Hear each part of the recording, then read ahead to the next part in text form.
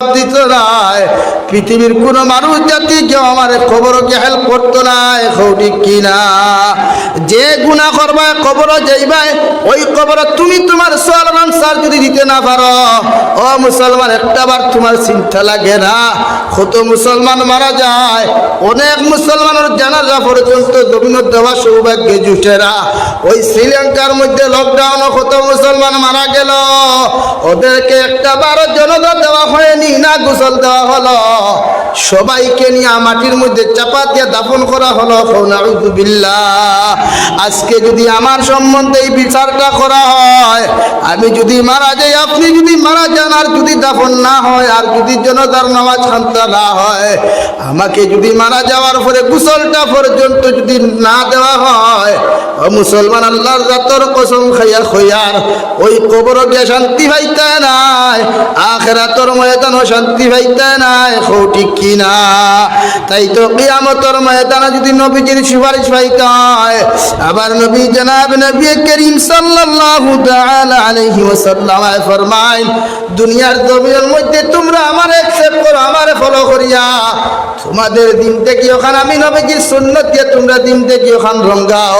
কাল কিয়ামতের ময়দানে সারা নবী ইয়া রব্বি নাফসি পড়িলেও আমি নবীজি তোমাদেরকে কোনোদিন ফাউরিতাম না।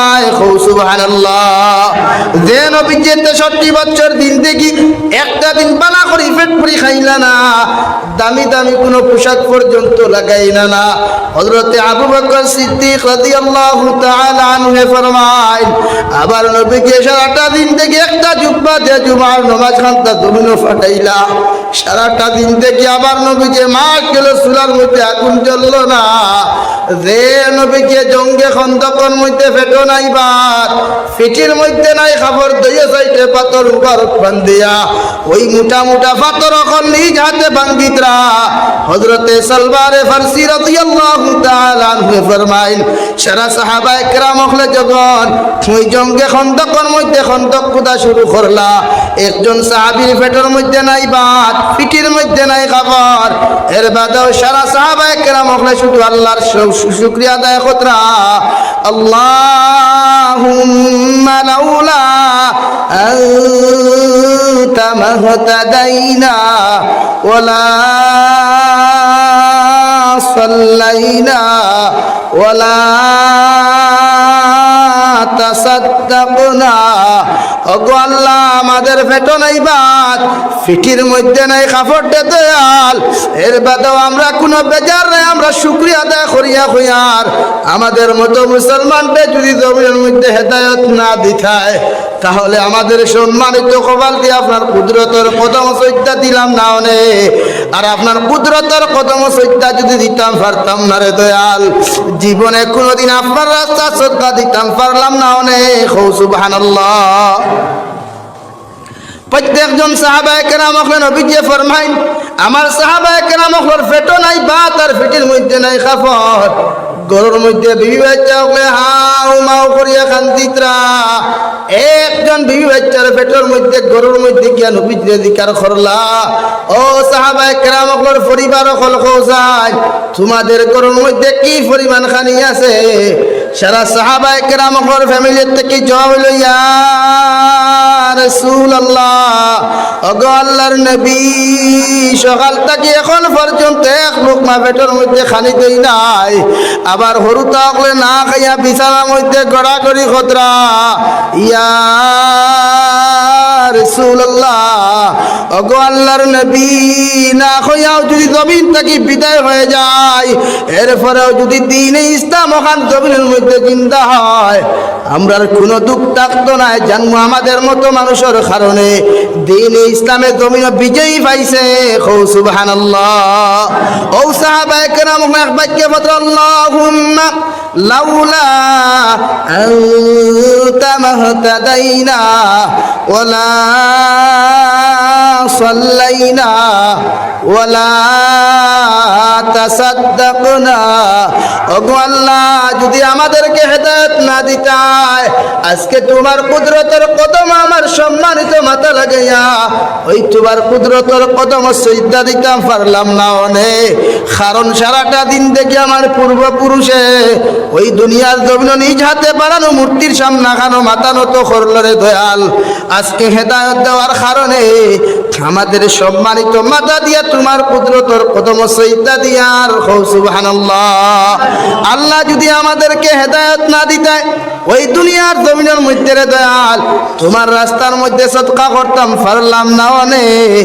আল্লাহ তুমি হেদায়ত দেওয়ার কারণে তোমার রাস্তার উপরে সদকা করতাম পারিয়ার সুবহানাল্লাহ।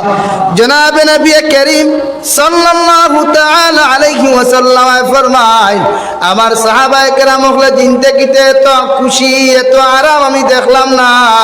নবী যে জীবনে কোনোদিন নিজ থেকে বানাই একটা শের তো আয়াত তো দূরের কথা, একটা শের পর্যন্ত পড়িলা না। সাহাবায়ে কেরাম হল ইমানের জজবা দেখিয়া বলবি দেখিয়া সঙ্গে সঙ্গে নিজ থেকে আওয়াজ আইল, আল্লাহুম্মা লা আইশা ওয়াল আইশুল আখিরা। ওগো আল্লাহ, আবার সাহাবায়ে কেরাম হল দুনিয়ার জমিনে কোনো শান্তি চাইতরা না, দুনিয়ার জমিনে কোনো আরাম চাইতরা না রে দয়াল।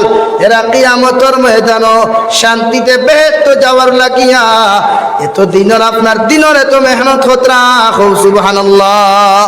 ওই সময় এখানে দুইজন মুসলমান দুই সম্প্রদায়ের সম্বোধন করিয়া নবীজি ফাগফির লিল আনসারা ওয়াল মুহাজিরা, দুই দল মানুষের সম্বোধন করিয়া নবীজি দোয়া করে, আল্লাহ আমার সাহাবায়ে কেরামকে জমিন মাফ করিয়া দেও, ওই মক্কা থেকে হিজরত করিয়া আনেওয়ালা মুহাজির সাহাবায়ে কেরামকে মাফ ফরমাও, আর মদিনা সাহাবায়ে কেরাম যারা আনসার হল আসলারে দয়াল এদেরকে মাফ করিয়া দেও সুবহানাল্লাহ। পড়ো সাল্লাল্লাহু আলাইহি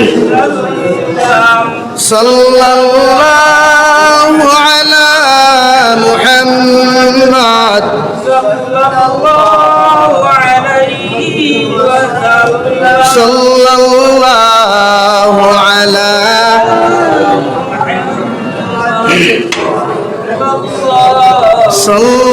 সাল্লাল্লাহু আলাইহি ওয়াসাল্লাম।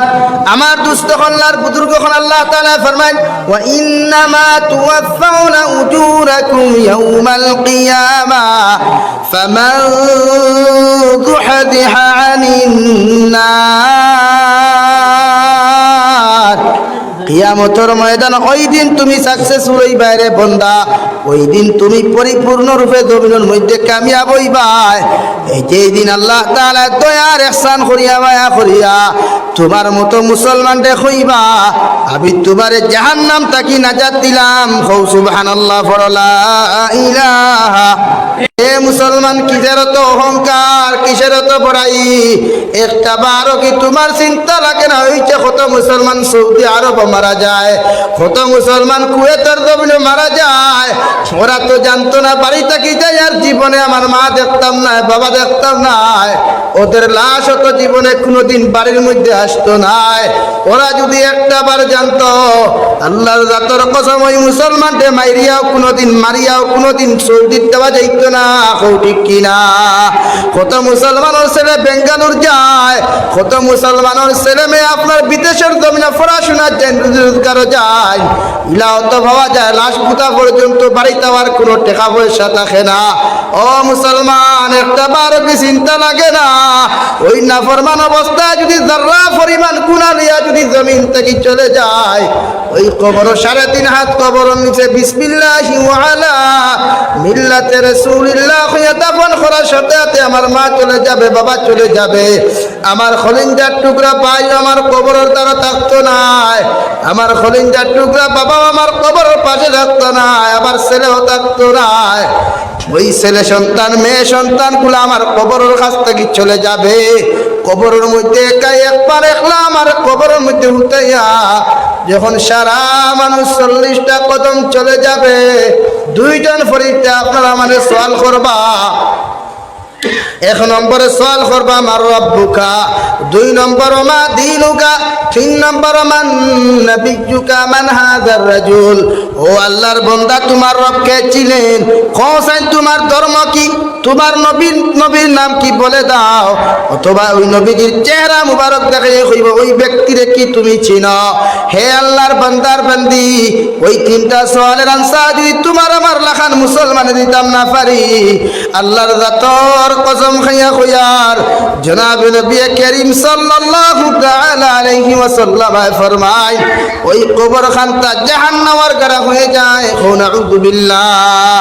আল্লাহ লগে লগে কইবারে কবর ওই নাফরমান তোমার বুকুর মধ্যে দিছি আরামে ঘুমাইবার লাগি নাই, আমি তোমার অর্ডার করিয়া দিয়ার কবরটা আনার বাম সাইড দিয়ে তুমি এমন জুড়ে নাফরমানকে চাপা মারো, ডাইন সাইডের হাড্ডিগুলা ভাঙ্গিয়া বাম সাইডে চুরমার হয়ে যাবে, আর বাম সাইডের হাড্ডিগুলা ভেঙে চুরমার হয়ে যাবে।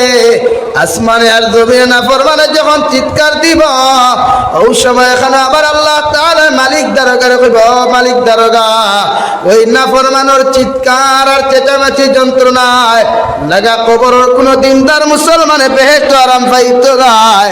আমি আল্লাহ কইয়া দিয়ার জাহান্নাম থেকে একটা আংটার মতো লাল একটা পাথর নিয়ে যাও, আর ওই নাফরমানের মুখটা চাপা মারিয়া রাখো।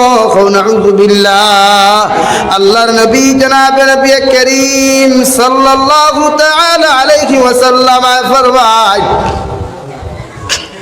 একজন মুসলমানের কবর দাফন করার সাথে সাথে, কবরে চাপা মারার সাথে সাথে আযাবে কেন শেষ নাই, 70 থেকে 99টা সাপ ওই জাহান্নামী অকর কবরের মধ্যে দেওয়া হইব। নাউযু বিল্লাহ। যেই মাত্র 70 থেকে 99টা সাপ একজন নাফরমানের কবরের মধ্যে দেওয়া হয়, আল্লাহর নবী জনাবে নবী করিম সাল্লাল্লাহু তাআলা আলাইহি ওয়াসাল্লাম ফরমায় ওই নাফরমানের নাকাদি সাপগুলা প্রবেশ করিয়া মুখে দি বাহির হইব, মুখে দি প্রবেশ করিয়া আপনার পায়খানার রাস্তা বাহির হইব। ওই সবাই এখানে নাফরমানে চিৎকার দিয়া কইব, গো আল্লাহ, ওই জমিন আমার তো এত শত্রু ছিল না, আবার তো জমিনের মধ্যে এত বড় কোন দুশমন ছিল না রে দয়াল, ওই এত বড় বড় সাপগুলা আমার কবরের মধ্যে কেন দেওয়া হলো।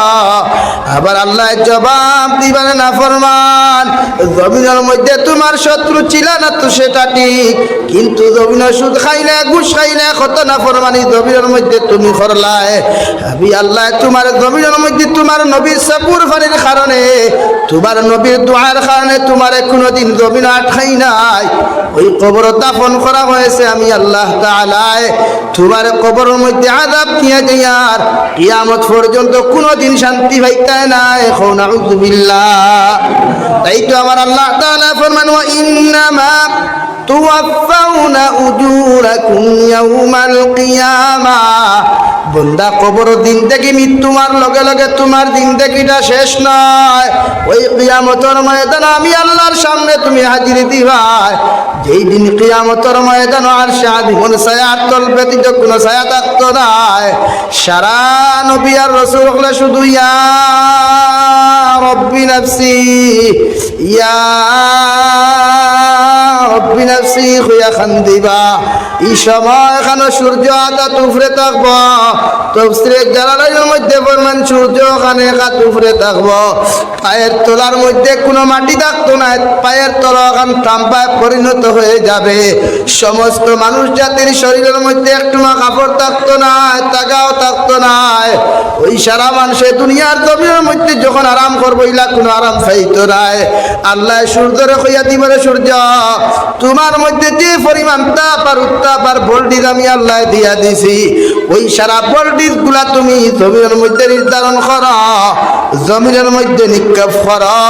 আমি আল্লাহ তোমার সম্পূর্ণ আযাব দিয়া দিয়ার সারা নাফরমান অখলর উপরে উপরে তোমার সারা ভোল্টেজ তুমি নিক্ষেপ করো, যাহাতে ওরা কিয়ামতের মাত্র সামান্য লাগে আরাম না পায়।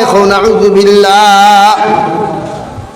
হযরত আয়েশা সিদ্দিকা রাদিয়াল্লাহু তাআলা আনহা ফরমায়, নবী কিয়ামতের ময়দানে কি আমি আয়েশা উলঙ্গ অবস্থায় দাঁড়াইমু আল্লাহর নবী জনাব নবী করিম সাল্লাল্লাহু তাআলা আলাইহি ওয়াসাল্লাম ফরমায় ও আয়েশা কিয়ামতের ময়দানে তুমি নবীর মেয়ে হও আর নবীর ছেলে হও না কেন নবীর স্ত্রী হও না কেন ওই কিয়ামতের ময়দানে সারা মানুষ কিয়ামতের দিন উলঙ্গ অবস্থায় দাঁড়াইব নাউযু বিল্লাহ হযরত আয়েশা কইলেন ইয়া রাসূলুল্লাহ ওগো আল্লাহর নবী কিয়ামতের ময়দানে আমি আয়েশা যদি উলঙ্গ অবস্থায় দাঁড়াই সারা মানুষ তো আমি আয়েশার শরীর খান্তা দেখি লাইবা আবার নবী গেলে কইলা গো আয়েশা ওই কিয়ামতের ময়দানে সারা মানুষ জাতীয় নিচে দিছাইব সামনের দিকে তাকাইবার পর্যন্ত ক্যাপাসিটি থাকতো নাই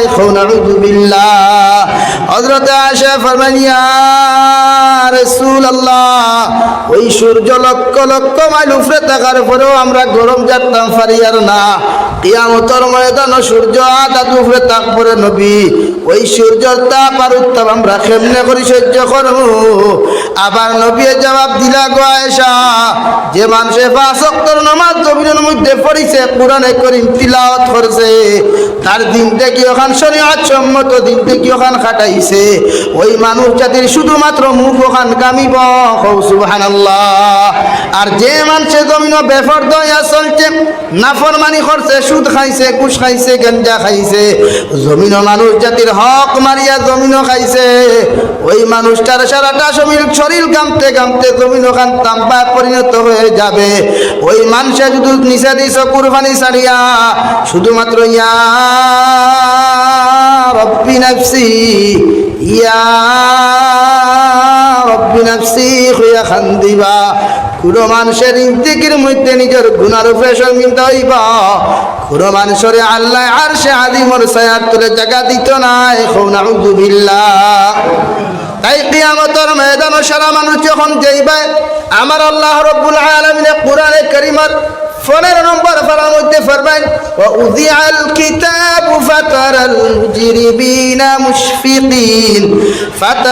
মুজরিমিনা মুশফিকিনা মিম্মা ফীহি ওয়া ইয়াকুলুনা ইয়া ওয়াইলাতানা মা লিহাযাল কিতাব লা ইউগাদিরু সাগীরাতান ওয়ালা কাবীরাতান ইল্লা আহসাহা কিয়ামতের ময়দানে সারা মানুষ জাতি যখন নিচে দিছ কুরবানি ফেলাইয়া ইয়া রব্বি নাফসি ইয়া রব্বি নাফসি হইয়া খান্দিবা ও সবাই এখানে আল্লাহ জাল্লা জালালু আপনার ওই রহমতের ফরিস্তা করলে আপনার আমার সামনে ঘোষণা করিয়া কইবা লিমানিল মুলকুল ইয়াউম হে দুনিয়ার রাজা বাচ্চারা কোথায় ওই দুনিয়ার বড় বড় ধনী মানুষরা কোথায় কত মানুষের অন্যায় ভাবে অত্যাচার করলায় কত রাড়ি ব্যবহার হক মারিয়া খাইলায়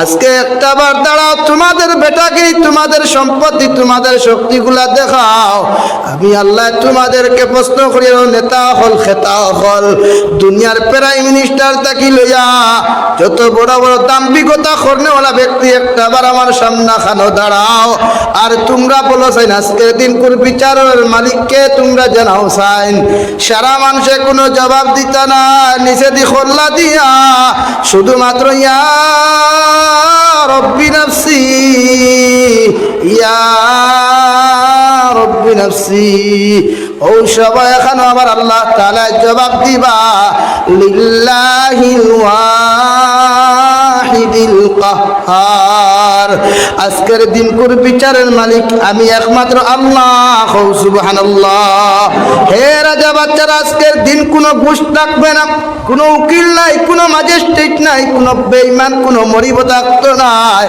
আজকের দিন কোন সারা বিচার আমি আল্লাহ তাআলা করিয়া যাইমু সুবহানাল্লাহ ওই সময় এখানে একজন একজন করিয়া প্রত্যেকের ডায়েরি দুনিয়ার দমন কোন গাছর নিচে কোন লেফার নিচে কোন কালবাটর নিচে ওই দোকান গুলা খসলায় কোন রাড়ি ব্যবহার হকান মারিয়া খাইছ তুমি অবৈধ ফনমাত্রা মনে করছো পৃথিবীর কোনো মানুষ জাতি জানে না, তোমার মা জানে না, বাবা জানে না। হে মুসলমান, একটা বারও কি তুমি কি জানো না তোমার ডাইনোর খান্তর মধ্যে একজন রহমতের ফরিস্তা আছে, বাবর খান্তার মধ্যে একজন আছে। সারা ফরিস্তা গুলায় তোমার সম্পূর্ণ অনেক গুলা লেত্রা, তোমার গুণা গুলা লেত্রা। তো এই জন্য ফরিস্তায় তুমি গুমর হালত গুণা করলো এন্ট্রি করিয়া যাইত্রা, আর সজাগ অবস্থায় যদি গুণা করো সারা এন্ট্রি করিয়া যাইত্রা। সুবহানাল্লাহ। তুমি ভাবছো পৃথিবীর কোনো মানুষে তোমার গুনার কথা জানে নাই, সারা মানুষেও যদি দুনিয়ার দৌড়ে তোমার গুনার কথা জানো কার না জানো, তোমার নাফরমানির কথা জানো কার না জানো, অবৈধ ফনমাতার কথা পৃথিবীর কোনো মানুষে জানো কার না জানো, একমাত্র আমার আল্লাহ সব কিছু জানো। সুবহানাল্লাহ। ওয়াল্লাহু সামিউন বাসীর। আমি আল্লাহ সব কিছু শুনিয়ার আর সব কিছু শক্তি দেখিয়ার। সুবহানাল্লাহ।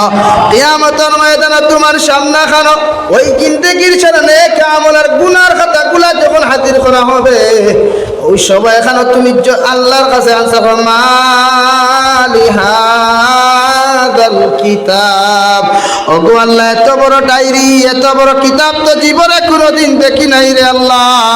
ওই এত বড় ডায়েরি গুলো আমার সামনে খানো যে তুমি উপস্থিত করলা, এই ডায়েরিটা কিসের, এই খাতাগুলা কিসের? আল্লাহ জবাব দিবা, লা ইউগাদিরু সাগীরাতান ওয়ালা কাবীরাতান ইল্লা আহসাহা। হে নাফরমান, তুমি কোন দিন বড় গুনাহ করলাই, কোন দিন ছোট গুনাহ করলাই, পৃথিবীর তোমার কেউ জানো কার না জানো, আমি আল্লাহ দেখিয়া ওই খাতার মধ্যে এন্ট্রি খনাইয়া রাখছি। নাউযু বিল্লাহ। হে নাফরমান, এখন দাঁড়াও, তোমার জিন্দেগির হিসাব খান আমার সামনে খানো দিয়ে যাও। কোন দিন কোন হালত কোন ইবাদত খান করছো খোসাই।